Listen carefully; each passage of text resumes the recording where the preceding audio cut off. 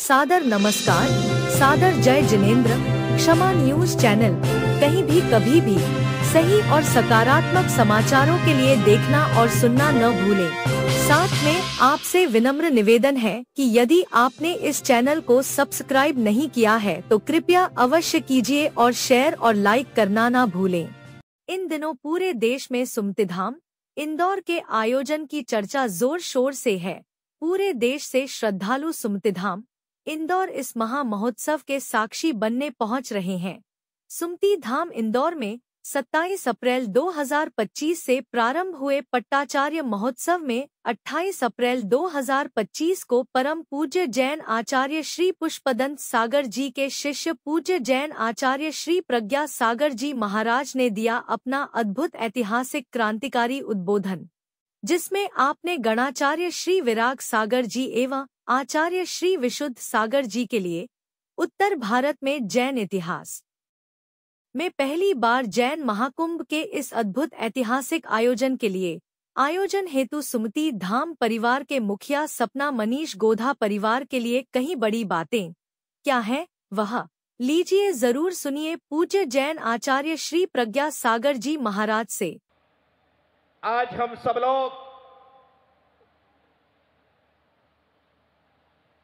जिस सुमति धाम में उपस्थित हैं,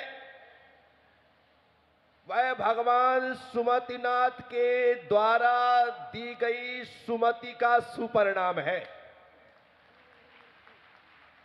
जिन्हें सुमति मिली उनको सुमति नाथ की गली मिली। वो इस रास्ते पर आ गया। क्या गर्मी, क्या मौसम, कोई मायने नहीं रखता है। अच्छा आदमी अच्छे काम के समर्थन के लिए, अनुमोदना के लिए सारी बाधाओं को पार करके वहां पर पहुंच जाता है। कितने दूर दूर से साधु संत आए। मैं तो सिर्फ 300 किलोमीटर दूर से आया। ऐसा आने का कोई कार्यक्रम था नहीं। मनीष गोधा जब झालरा पाटन में श्रीफल समर्पित करने के लिए आया कि महाराज श्री सुमति धाम में पट्टाचार्य महोत्सव है, साधु संत उपस्थित हो रहे हैं, आपकी उपस्थिति प्रार्थनीय है। मैंने कहा कि मनीष, उम्मीद तो कम है लेकिन कोशिश पूरी करूंगा।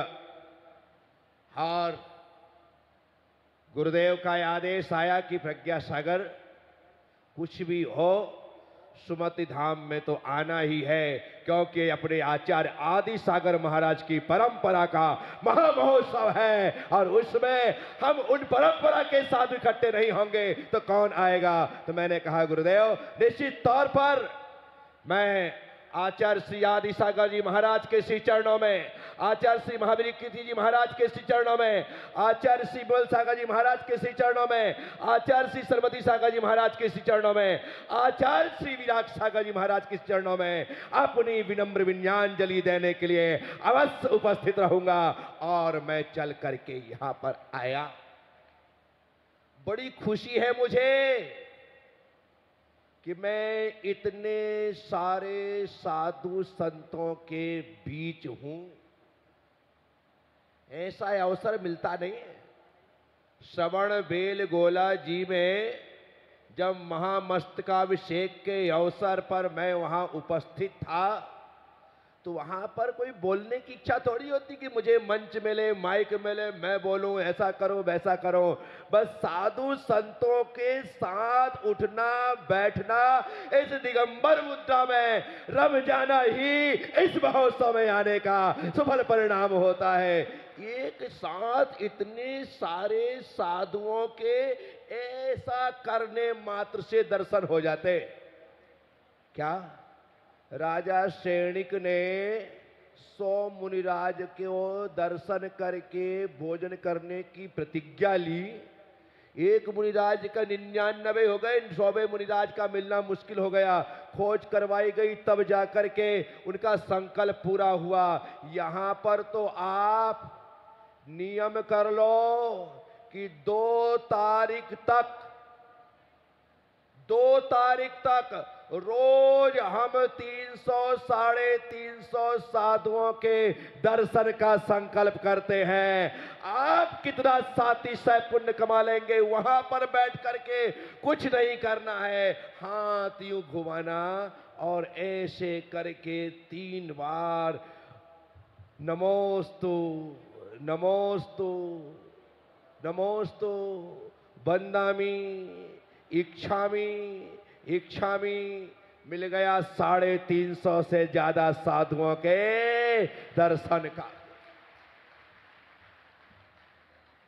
कभी कल्पना नहीं की थी कि उत्तर भारत में ऐसा नजारा दिखेगा, कभी कल्पना नहीं।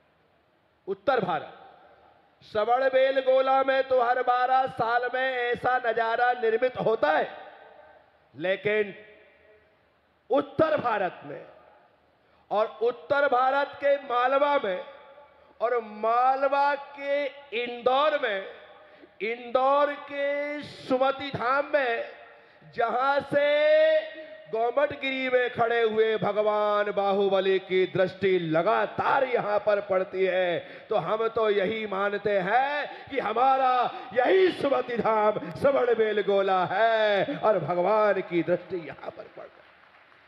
ऐसा सिर्फ बाहुबली का ही अतिशय हो सकता है, दूसरे का नहीं, कि सभी साधु संत इत्मीनान से एक स्थान पर बैठे।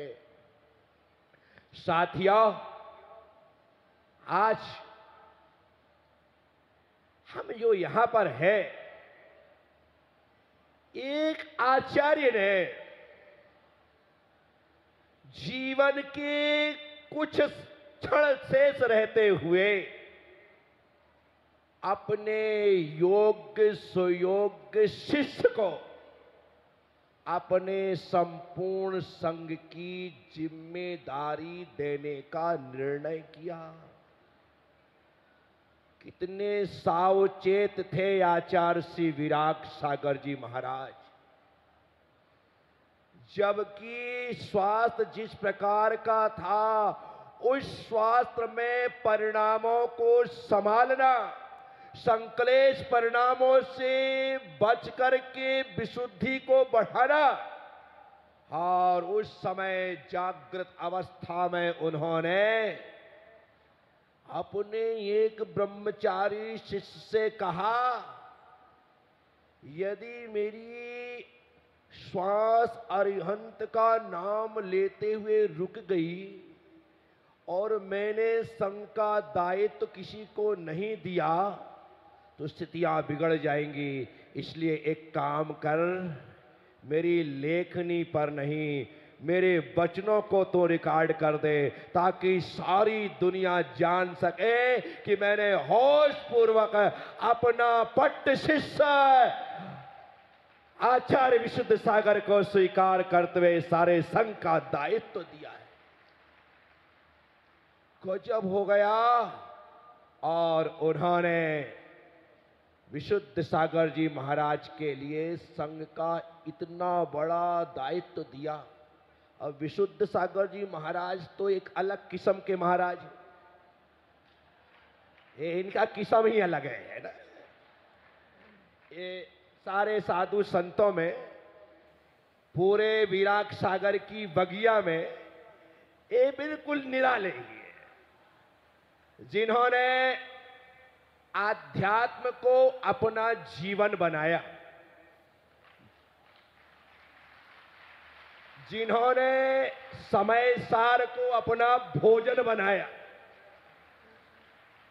जो उसी में रच-पच गए और उसके बाद लोगों को भी वही संदेश उन्होंने दिया। जबकि जो साधु सिर्फ लड़कों को, युवाओं को, पुरुषों को ही दीक्षा दे रहा हो, उससे कह दिया कि बेटा तुझे अब सबको संभालना है। ये यारिकाएं, ये छुल्लिकाएं, ये गढ़नी यारिकाएं, ये मुनि, ये उपाध्याय, ये आचार्य, ये छुल्लक, सब तुम्हारे जिम्मे। अब सोचो, उस समय विशुद्ध सागर जी को कितना बड़ा शौक लगा होगा कि अरे यार ये कौन सी मुसीबत मेरे गले में पड़ गई। लेकिन जहां गुरु आज्ञा होती है वहां पर सब कुछ स्वीकार्य होता है। और इन्होंने तो स्वीकार कर लिया गुरु आज्ञा, ये बड़ी बात है। लेकिन इससे बड़ी बात है कि सारे संघ ने गुरु आज्ञा को मानकर इन्हें अपना पट्टाचार स्वीकार कर लिया। ये सबसे बड़ी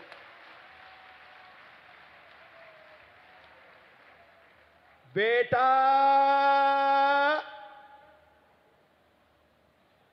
बाप को बाप मानता है। बेटा बेटा बाप को बाप मानता है क्योंकि वो बाप है। लेकिन भाई बड़े भाई को बाप मान ले, ये गुरु के पिता के सबसे अच्छे संस्कार होते हैं। ये सबसे अच्छे संस्कार होते हैं। यहां पर आचार्य विशुद्ध सागर जी महाराज विराजमान है। उसके बाद आचार्य विभव सागर जी महाराज विराजमान है। उसके बाद आचार्य विहर सागर जी महाराज विराजमान है। उसके बाद आचार्य विनिश्चय सागर महाराज विराजमान है। उसके बाद दिख नहीं रहे वो वाले महाराज विराजमान है। इस तरफ तो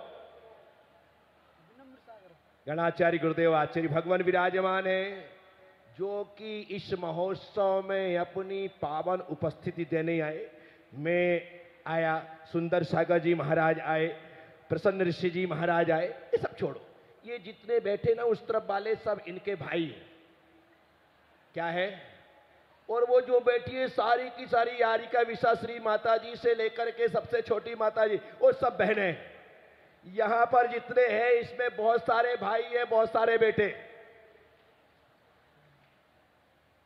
मुझे यह कहते हुए गर्व महसूस होता है कि आचार्य विराट सागर जी महाराज ने अपने शिष्यों को दीक्षा नहीं दी, अपितु माथे पर स्वस्तिक बनाते हुए ऐसे संस्कार दिए कि बेटा बाप के नहीं होने पर बड़े भाई को पिता के रूप में स्वीकार करना। निश्चित तौर पर आज जिस परंपरा में हम जी रहे हैं वो परंपरा वात्सल्य के धनी आचार्य विमल सागर महाराज की परंपरा है। हमारी इस परंपरा में ऐसे मिलने की परंपरा है। कैसे कैसे? ऐसे और मिल करके ऐसे मिलते हैं जैसे लगता है दूध में पानी मिल गया हो और पानी दूध बन गया हो। साथियों, हम जब भी मिले हैं, मैं आचार्य विराट सागर जी महाराज से अनेकों बार दर्शन मैंने किए। जब तरुण सागर जी महाराज के साथ था तब वीणा में पहली बार मिलना हुआ था। उस समय विशुद्ध सागर जी महाराज संग में मुनिराज थे। वही बताते हैं कि हमने उस समय आपको देखा था उस समय, परंतु हमें तो वो याद नहीं, क्योंकि उस समय कौन दिखता था। लेकिन कौन जानता है कि भिंड में जन्मा हुआ एक छोटी सी कदकाठी वाला बच्चा विराट सागर से दीक्षित होकर के विशुद्ध सागर बनेगा और अपनी विशुद्ध साधना से सारे देश को विशुद्ध कर देगा। वो है विशुद्ध।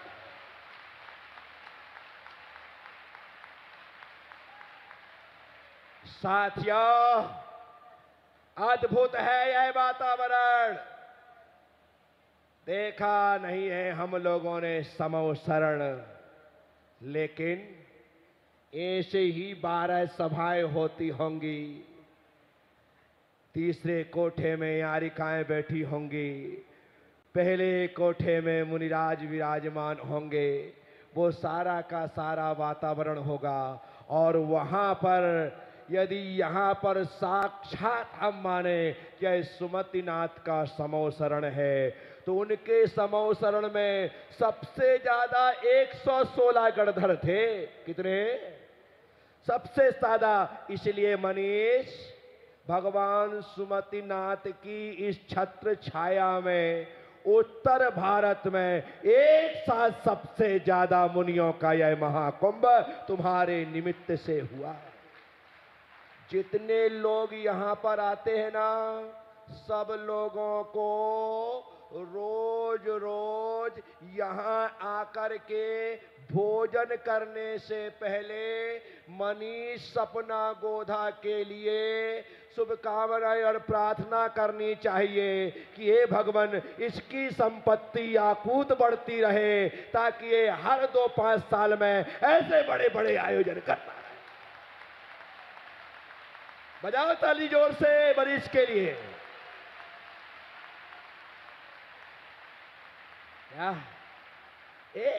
ऐसे लोग ना जाने कितने कितने कितने जन्मों के बाद पैदा होते हैं।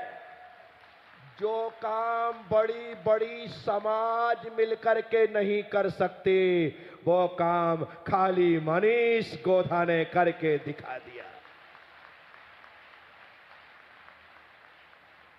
आप इन्हें आज का चामुंडराय कह सकते हैं, आप इसे आज का भामाशाह कह सकते हैं। चामुंडराय यदि आप मनीष गोधा को कहें, तो मम्मी का नाम क्या है? प्रभा देवी। प्रभा देवी को आप गुल्लिका अज्जी कह सकते हैं, या कालिका देवी कह सकते हैं, इनकी मां। और जब इनको ये सब कुछ कहोगे, तो आपको आचार्य विशुद्ध सागर महाराज को नेमिचंद सिद्धांत चक्रवर्ती कहना पड़ेगा।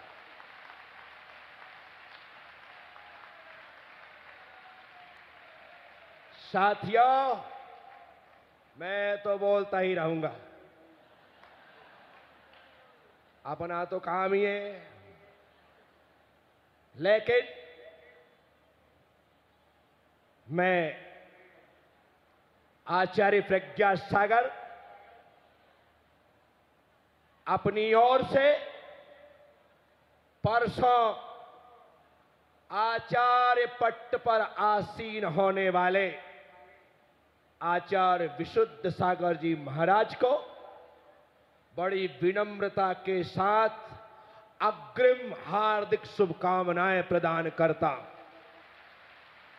हाथ जोड़ करके पीछे उठा करके नमोस्तु करता हूं, क्योंकि आप जिस पट्ट पर आसीन होने वाले हैं, जिस तौर पर वह पट्ट आज की तारीख में श्रवण परंपरा का सबसे बड़ा पट्ट साबित होने वाला है, कि जिनकी छत्र छाया में इतने सारे साधु संत हमेशा आज्ञा और आदेश का परिपालन करते हुए चलेंगे। कोई भी मना करने वाला नहीं है। आज सुबह विरंजन सागर जी कह रहे थे, पिछले बार मैंने जबलपुर में चातुर्मास किया, विराट सागर जी ने आशीर्वाद दिया, अब आप बता दो कि इस बार चातुर्मास कहां करना है। क्या आचार्य जी तैयार है ना? जितने सब है ना, सबको चातुर्मास आपको 2 तारीख को घोषणा करवाना है। कम से कम 10-20 तो इंदौर में ही करवा देना। तो इसीलिए मैं बड़ा आनंदित हूं। संघ के मुनि आदित्य सागर जी महाराज, जिनका नाम लेना मैं इस समय नहीं भूलूंगा, क्योंकि विशेष कि महाराज श्री कुछ भी हो, आपको तो आना ही, और जब बात करते तो ऐसा दिल से बातें होती कि पूछो मत। मुनि श्री प्रणुत सागर जी महाराज, उन्हें मैं भी नहीं भूल सकता हूं, कि बराबर तरीके से हमेशा वह संपर्क में रहते हैं। पूरा हरा भरा यह वातावरण है। बस यही प्रार्थना करता हूं कि यह विराट सागर की बगिया दिन दूनी रात चौगुनी बढ़ती रहे, बढ़ती रहे।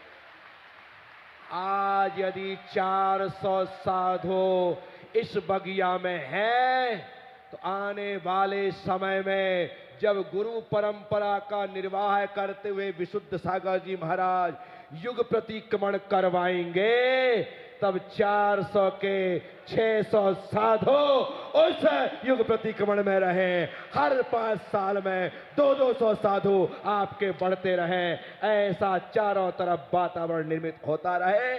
मैं अपनी अनंत हार्दिक शुभकामनाओं के साथ ओम नमः सबको क्षमा, सबको क्षमा। जय गुरुदेव, जय महावीर। ओम। क्षमा न्यूज चैनल देखने के लिए आपको बहुत बहुत धन्यवाद। सादर प्रणाम। सादर जय जिनेंद्र।